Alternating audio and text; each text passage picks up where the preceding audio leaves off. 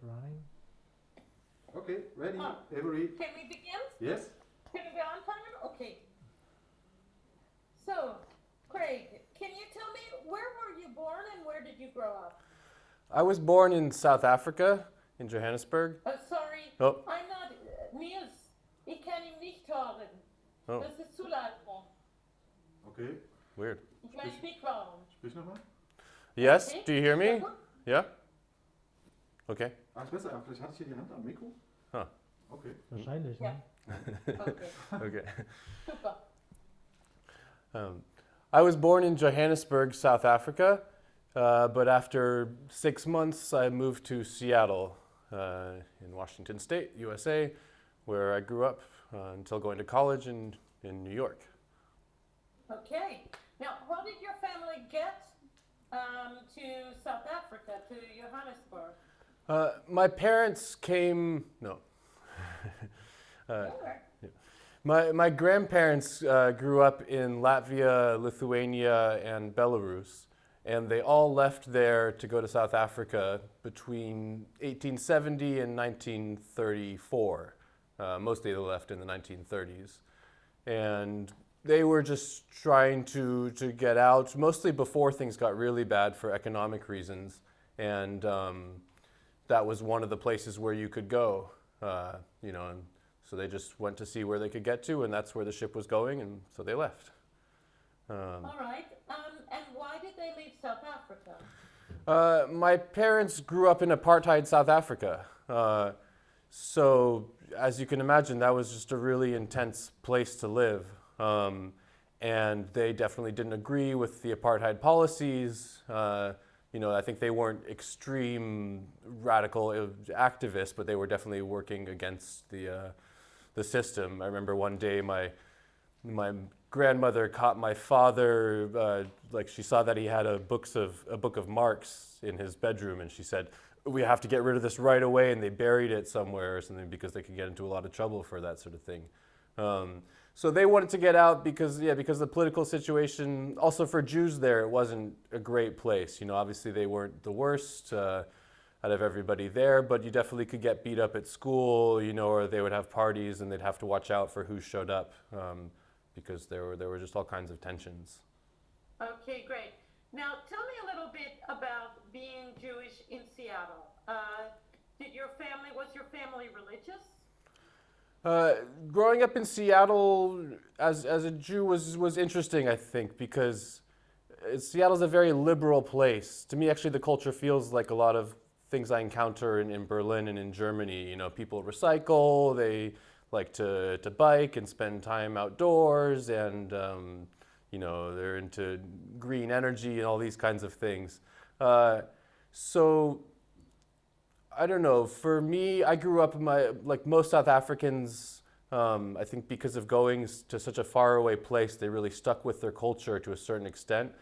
But they also were living, in the shadow of the Holocaust and, disconnected from a lot of other, communities and things. So we were traditional. We kept kosher at home. We didn't have any kind of unkosher meat or anything. But we weren't particularly religious per se. We would go to synagogue sometimes for the holidays and things. But culturally, we were quite Jewish. Grew up with some music from the Klezmer revival, and learning about Israel and all these different sort of things that are typical of an American Jewish experience, I think. Eating bagels, watching Fiddler on the Roof, sort of these cultural things were really important. But in Seattle, I sort of had the feeling that there was nothing wrong with being Jewish. I wasn't, attacked for it.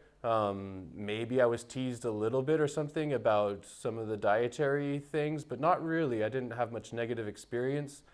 But I did have the feeling that in order to really be an American, in order to really be like my friends, I had to kind of not hold on too tight to those things. So it was more like this being encouraged to choose not to identify with it too much because that allowed me to be an American. I think especially for me, I always had this funny feeling that I was actually a first generation immigrant, more or less. I was born in South Africa. My parents had already left, but, I was the first one in America, like growing up there. And culturally they came from a slightly different place, but at the same time they spoke English as their first language. I obviously spoke English as my first language. I have white skin. I could sort of choose whether I wanted to be perceived as anything but just another American kid. So it sort of, there was a lot of gentle pressure or temptation to not really identify as a Jew too strongly, but that was my own choice. And I think because of that, I never fully left the feeling of Judaism. And I don't know, I was always kind of a bit spiritually minded and into traditional cultures and things. So I think also for me, actually identifying as a Jew as I got a little bit older towards the end of high school became a way of me to not feel that I'm just another, white person, another colonialist, that I'm in America because that's, a long story put me there, and not because my parents came to steal the land from the Native Americans or something. Okay, that's very interesting. Now, I want you just to, if you can say in a few words, how you might feel different from the European Jews that you've met, some of the main differences. Mm-hmm. I think the Jewish experience in America and Europe is actually quite different. I'm pretty lucky, I think, because I grew up in Seattle, a very liberal place where there was enough of a Jewish community that we had, a good number of options. And then moved to New York, where there's obviously like as many options for what Jewish could mean as you would want. So I was always able to find a community that felt interesting, and also to kind of exist between different communities. In America, there's a huge variety of liberal Judaism, of people that identify with the practices, but maybe also want to be more accepting of different sexualities and different things, or people who are quite traditional but also really value environmental ethics, or also just want to listen to rock and roll or something. There's and then even among the religious, there's really a ton of variety of how people express that, how much they interact with the general world, how strictly do they take their practices and things. So I was able to learn from a lot of different people. And I think in Europe, there's generally either you're religious or you're not, and maybe you can be sort of reform and sort of mildly religious, but mostly it's either like you're really doing it, or it's just a word that people call you, kind of. And so I think it's a lot harder to identify with Judaism in Europe, and to find a way of practicing that it feels authentic for yourself. Very good. Now, I wanted to ask you, you've played a lot of different musical styles. Does it feel different for you if you play Jewish music? Yeah,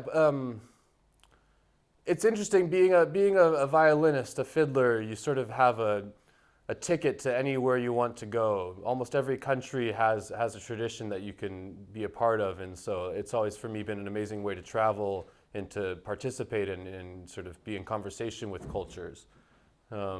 Growing up, I listened to a bit of American, traditional music.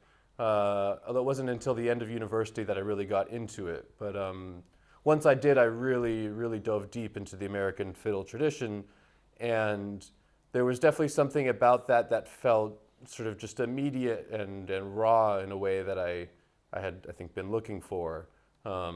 And to be able to go and travel in the mountains in North Carolina and such, and meet people, who lived in a place where their grandfather was from, and they played tunes that had been played in that area for a long time, felt really special and really unique to me, to be a part of a culture that was sort of continuous. I also started playing klezmer when I was about 12 years old, after going to some community celebrations and things, and that was always special to me. But I think it wasn't until I spent more and more time playing American music that I realized how special it felt to play music that my grandfather might have played or would have danced to. That's obviously just a different level of connection. And so now it's interesting, like if I play too much Jewish music, or if I only play Jewish music for a long time, I start to miss just playing some, down-home American fiddle tunes. But if I do that all the time also, I feel like there's something missing in some sort of deep expressive part of my soul that's not really getting out. So for me, it's great to have both of them, and there is something that feels more personal playing Jewish music.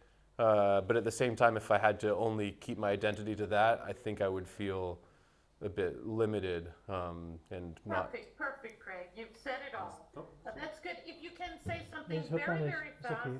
about Corona. Corona, yes.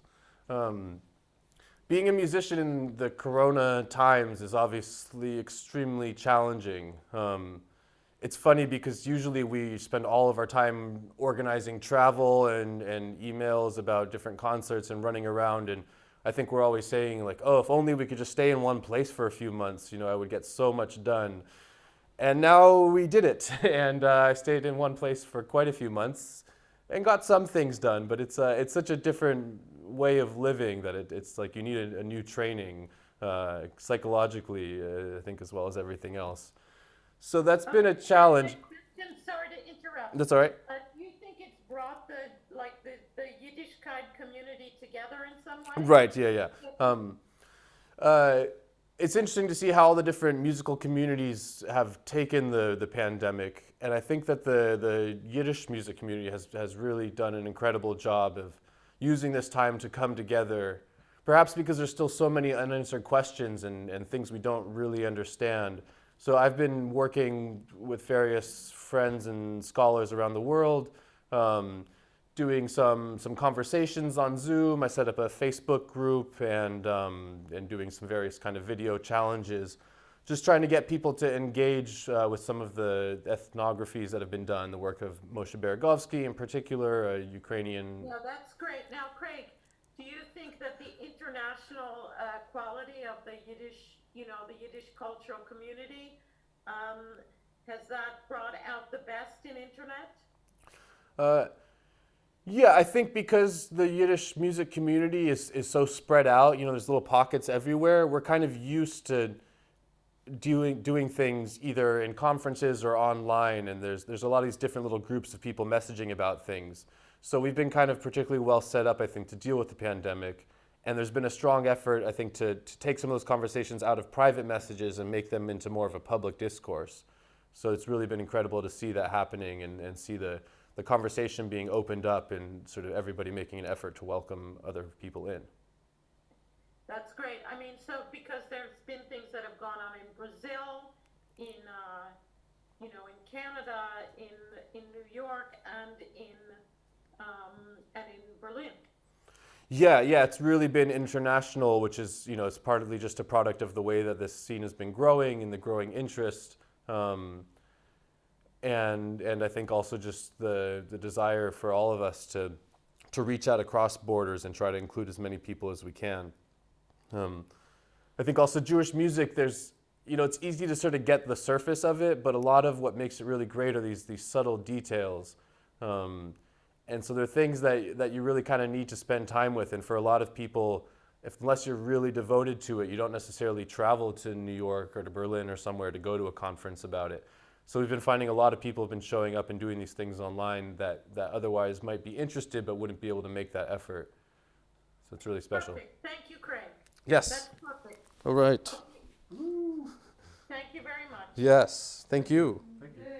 Okay. Things. That's it. Things that we say. Now we play. No. Yes. Yes. What is it?